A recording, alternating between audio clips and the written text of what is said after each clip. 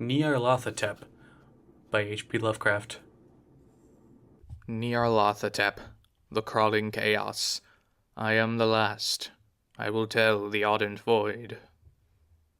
I do not recall distinctly when it began, but it was months ago. The general tension was horrible. To a season of political and social upheaval was added a strange and brooding apprehension of hideous physical danger. A danger widespread and all-embracing. Such a danger as may be imagined only in the most terrible phantasms of the night.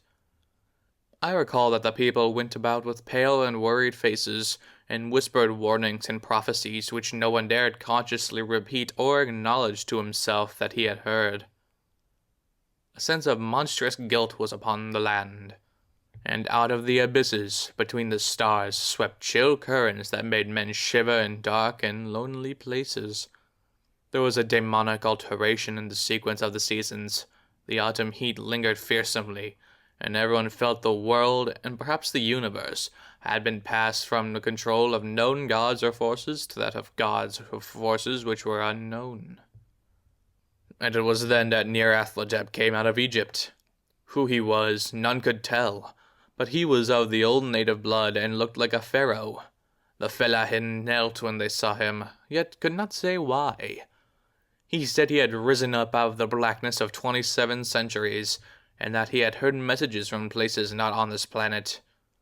Into the lands of civilization came Nyarlathotep, swarthy, slender, and sinister, always buying strange instruments of glass and metal and combining them into instruments yet stranger. He spoke much of the sciences, of electricity and psychology, and gave exhibitions of power which sent his spectators away speechless, yet which swelled his fame to exceeding magnitude. Men advised one another to see Nyarlathotep, and shuddered. And where Nyarlathotep went, rest vanished, for the small hours were rent with the screams of nightmare. Never before had the screams of nightmare been such a public problem. Now the wise men almost wished they could forbid sleep in the small hours, that the shrieks of cities might less horribly disturb the pale, pitying moon as it glimmered on green waters gliding under bridges, and old steeples crumbling against a sickly sky. I remember when Nyarlathotep came to my city, the great, the old, the terrible city of unnumbered crimes. My friend had told me of him, and of the impelling fascination and allurement of his revelations, and I burned with eagerness to explore his uttermost mysteries. My friend said they were horrible and impressive beyond my most fevered imaginings, that what was thrown on a screen in the darkened room prophesied things none but Nyarlathotep dared prophesy, and that in the sputter of his sparks there was taken from men that had which never been before taken, yet which showed only in the eyes. And I heard it hinted abroad that those who knew Nyarlathotep looked on sights which others saw not. It was in the hot autumn that I went through the night with the restless crowds to see Nyarlathotep. Through the stifling night and up the endless stairs to the choking room, and shadowed on a screen I saw hooded forms amidst the ruins, and yellow evil faces peering from behind fallen monuments.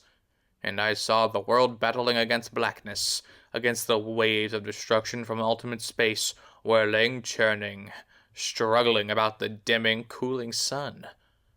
Then the sparks played amazingly around the heads of the spectators, and hair stood up on end, while shadows more scientific than the rest mumbled a trembling protest about imposture and static electricity.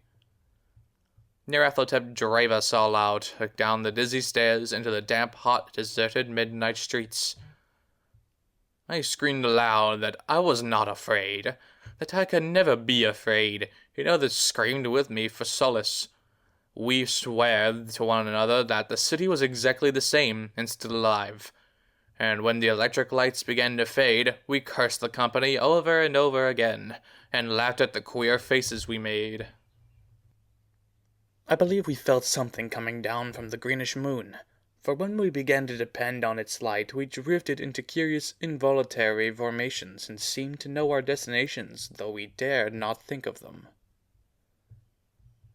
Once we looked at the pavement and found the blocks loose and displaced by grass, with a scarce line of rusted metal to show where the tramways had run. And again we saw a tramcar, alone, windowless, dilapidated, and almost on its side. When we gazed around the horizon, we could not find the third tower by the river, and noticed that the silhouette of the second tower was ragged on the top. Then we split up into narrow columns, each of which seemed drawn in a different direction.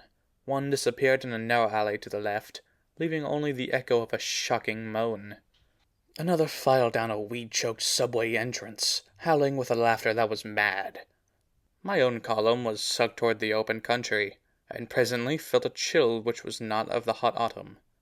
For as we stalked out the dark moor, we beheld around us the hellish moon glitter of evil snows, trackless, inexplicable snows, swept asunder in one direction only, where lay a gulf all the blacker for its glittering walls. The column seemed very thin indeed as it plodded dreamily into the gulf. I lingered behind, for the black rift in the green-litten snow was frightful. I thought I had heard the reverberations of a disquieting wail as my companions vanished.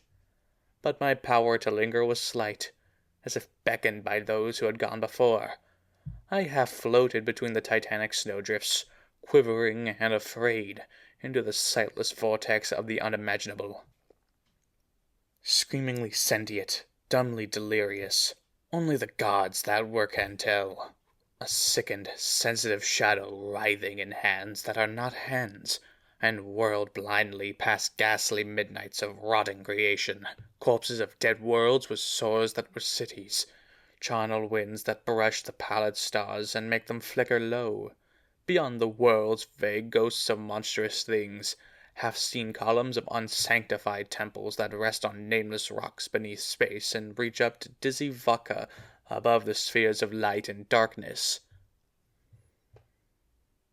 And through this revolting graveyard of the universe, the muffled, maddening beating of drums, and a thin, monotonous whine of blasphemous flutes from inconceivable, unlighted chambers beyond time. The detestable pounding and piping whereunto danced slowly, awkwardly, and absurdly the gigantic, tenebrous, ultimate gods, the blind, voiceless, mindless gargoyles, whose soul is Nyarlathotep.